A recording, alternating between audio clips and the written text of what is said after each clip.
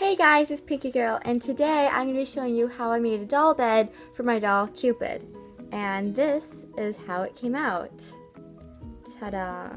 I love how this came out. I kind of want to go for a kind of whimsical Greek temple-like feel. So I achieved that by using these cake pillars and this tool kind of just draping around the side of the top of the bed.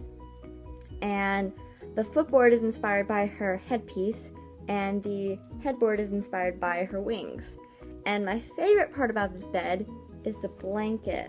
And I love it so much because I kind of wanted to mimic her skirt by draping this piece of tulle down the center of it. And I also wanted to incorporate clouds into her bed because that seems to be like a trend for Cupid beds. So I achieved that without doing the messy cotton ball technique by using this white trim that I found. And it kind of looks like little rosettes, but it kind of also can hint at clouds. And because she's the daughter of the god of love, and love usually hints at, roses is a romantic lovey-dovey thing. So I think this is just perfect for Cupid.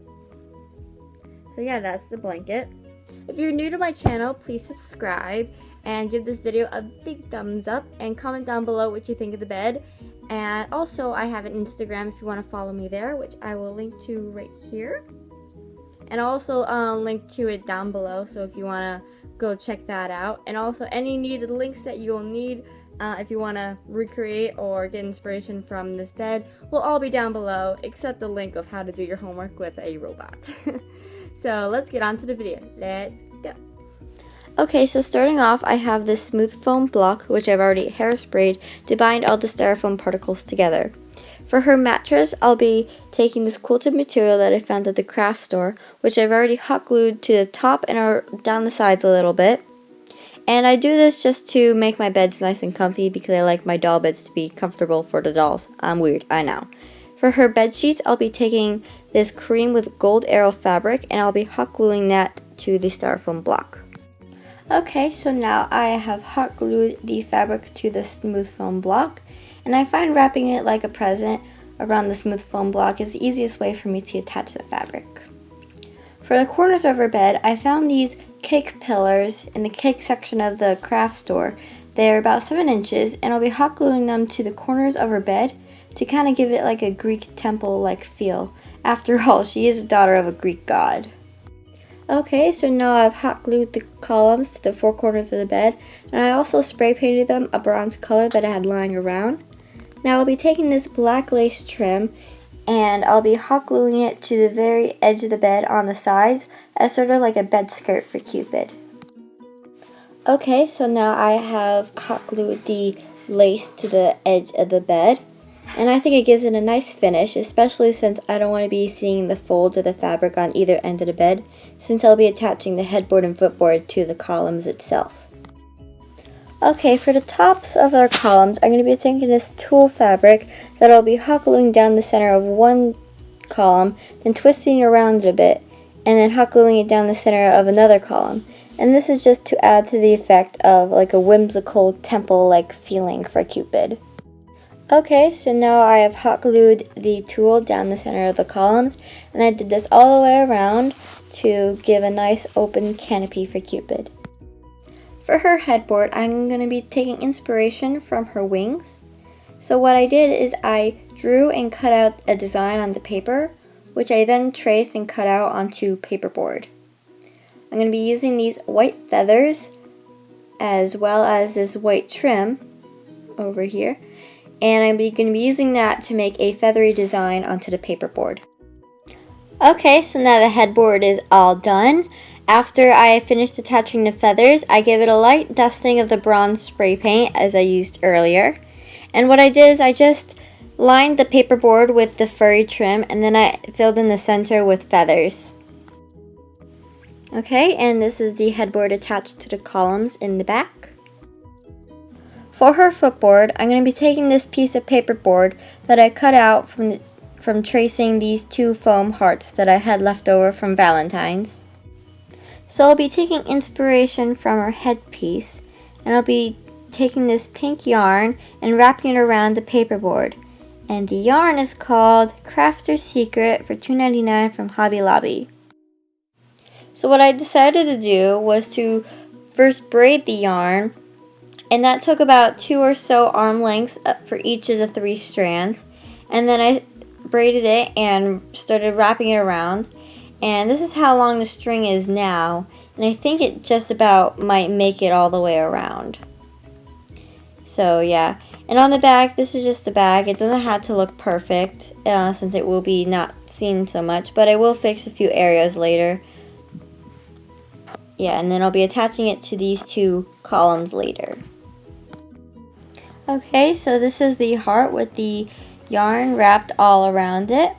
And this is the back, and like I said earlier, it doesn't have to be perfect since it won't be seen too much.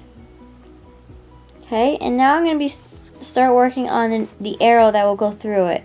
So I have these 2 pieces of paperboard that I cut out and a dowel rod that I'll be hot gluing the pieces of paperboard over. And then I'll later spray paint it bronze. Like this. It's going to look something like this. I'm going to take the arrow and then kind of put it through the heart. It'll look something a little like this. Okay, so this is the arrow all finished up, all painted, spray painted and such. And I also ended up adding some hot glue detailing to the arrow head and the feathers. What I did for the feathering, I squirted a little hot glue and then I dragged a nozzle through it to give it a feathered like texture. And I also gave it a vein down the center and I feathered out the other side as well. And then on the arrowhead I added a couple little hearts with the hot glue somewhat to give more detail to the arrow. This is the other side. And then I'll be hot gluing it into the heart to, you know, have it go under and then come up and then hot glue it into place something like this. And voila! For the blanket, I'm going to be taking this piece of pink and white marbled fabric as well as this tulle that I had used earlier with the open canopy, and I bunched it up at one corner and sewed the heck out of it, let it drape down and then sewed the edge on the 2 sides. Now I'll be taking this white trim that looks like little ribbon rosettes and kind of reminded me of clouds, and I'll be sewing this piece of trim to the bottom of the fabric here. And I'll also be taking 2 more strips of the trim and sewing it to the sides. And here I have done that. I added the 2 more strips on the sides, and I also took the black trim that I used in the bed skirt and sewed that just below the top edge. And here's the back side.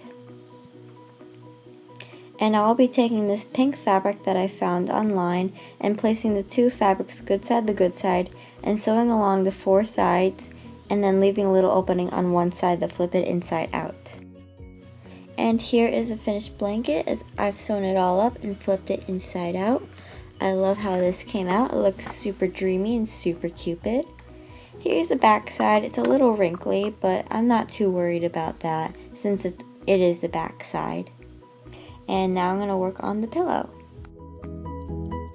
For the pillow, I'm going to be taking a rectangle of the pink fabric, a rectangle of black lace that I had lying around, as well as a rectangle of the gold arrow fabric. I'm going to be sewing them all together, leaving an opening on one side, flip it inside out, and the black lace should be on top of the pink fabric. Okay, so now the pillow is all sewn up with the pink fabric and the black lace on the front with the gold arrow fabric on the back. Now I just have to stuff it with this bag of stuffing that I have. And ta-da, the pillow's all done, it's all stuffed. And I used a straight stitch to close up the seam on the end.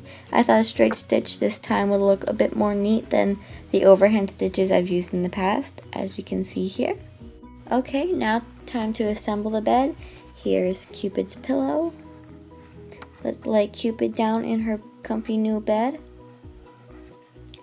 And now for Cupid's blanket. Make sure she's all tucked in nice and cozy. And voila, this is the finished bed. Okay guys, now I'm back. I hope you guys enjoyed that video. And now let's just add Cupid to the bed. Cupid there. And what I really like about this bed is that I can use the footboard to kind of hang her little quiver here, like so. And then I can take her arrows. And it kind of also kind of hangs on here. Not as great, so I just leave it on the bed, which is perfectly fine. So yeah, this is the finished bed. Ta-da! If you haven't already, please subscribe to my channel. Please give this video a big thumbs up. Comment down below what you think of this bed. If you liked it, you like it. Tell me why. And if you don't like it, also tell me why. Feel free to suggest any other doll beds you want to see me make. I have a few in the works currently, but if you guys have a suggestion, I'd love to hear it. Also, again, my Instagram is right here. It's pinkygirl_513. Hopefully I remember that correctly. I'll also link to it down below, and any videos I use for inspiration to make my bed will also be down below. So yeah, I hope you guys enjoyed this video, and until next time, I'm Pinky Girl. This is my channel. Bye guys. Have a great summer.